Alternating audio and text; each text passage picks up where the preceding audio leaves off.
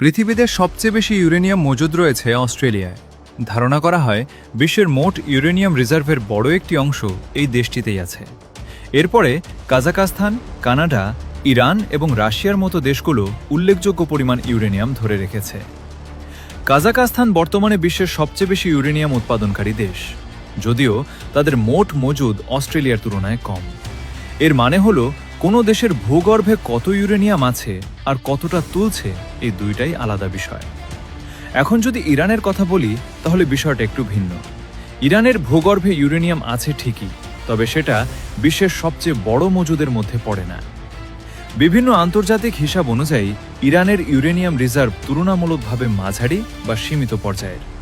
তাহলে প্রশ্ন আসে, কেন ইরানকে এত বেশি ইউরেনিয়ামের দেশ হিসেবে আলোচনা করা হয়? এর মূল কারণ হল তাদের ইউরেনিয়াম সমৃদ্ধ করার সক্ষমতা বা এনরিচমেন্ট প্রযুক্তি, যা বিশ্বের অন্য কোনো দেশের কাছে নেই। বিভিন্ন প্রতিবেদনে বলা হয়েছে ইরান আসলে নিজের দেশে পাওয়া ইউরেনিয়ামকে এমন উন্নত প্রযুক্তির মাধ্যমে সমৃদ্ধ করেছে যেটা পুরো বিশ্বের বিজ্ঞানীদের পর্যন্ত অবাক করে দিয়েছে।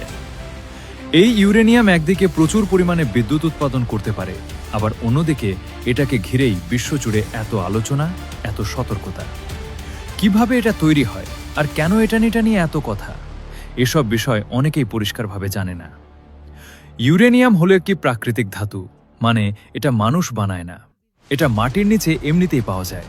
যেমন আমরা সোনা বা রূপা খনি থেকে পাই, ঠিক তেমনিভাবে ইউরেনিয়ামও পৃথিবীর বিভিন্ন জায়গায় মাটির নিচে লুকিয়ে থাকে। কিন্তু এখানে একটা গুরুত্বপূর্ণ বিষয় আছে।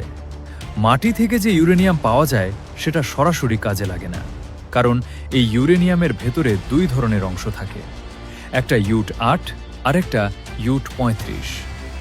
এখন প্রশ্ন হলো, এই দুইটার মধ্যে পার্থক্য কি?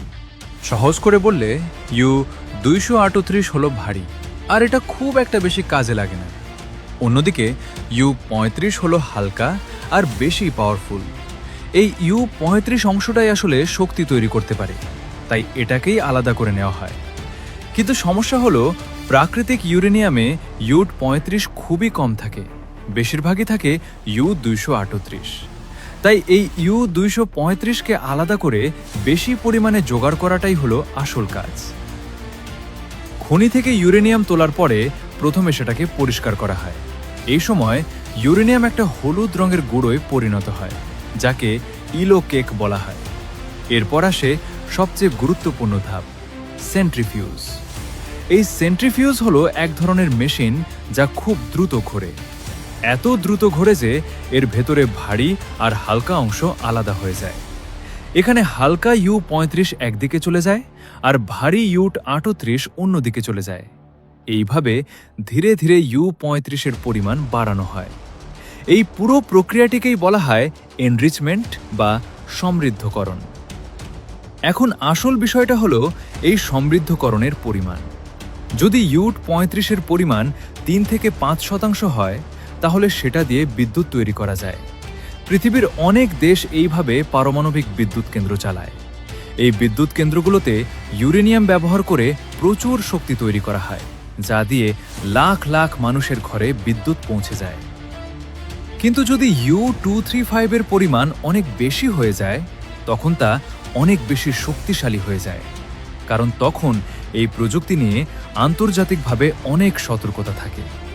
এই কারণেই পৃথিবীর বড় বড় দেশ সবসময় খেয়াল রাখে কে কতটা ইউরেনিয়াম সমৃদ্ধ করছে। এই জায়গায় ইরানের নাম প্রায় শোনা যায়। ইরান বহু বছর ধরে বলছে তারা ইউরেনিয়াম ব্যবহার করে বিদ্যুৎ তৈরি করতে চায়, অর্থাৎ তাদের উদ্দেশ্য শান্তিপূর্ণ।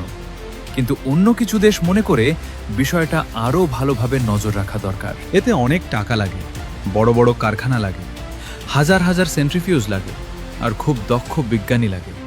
তাই পৃথিবীর সব দেশ এটা করতে পারে না, আর যারা পারে তাদের উপর অন্য দেশগুলো নজর রাখে, যাতে সবকিছু আন্তর্জাতিক নিয়ম মেনেই হয়। এই কারণেই যখন এনরেস্ট ইউরেনিয়াম নিয়ে কোনো খবর আসে, তখন পুরো পৃথিবী সেটা গুরুত্ব দিয়ে দেখে, কারণ এটা একদিকে মানুষের জীবনে উন্নতি আনে, বিদ্যুৎ তৈরি করে, শিল্প চালায়, আবার অন্যদিকে এই প্রযুক্তি নিয়েই সবসময় সতর্ক থাকা দরকার।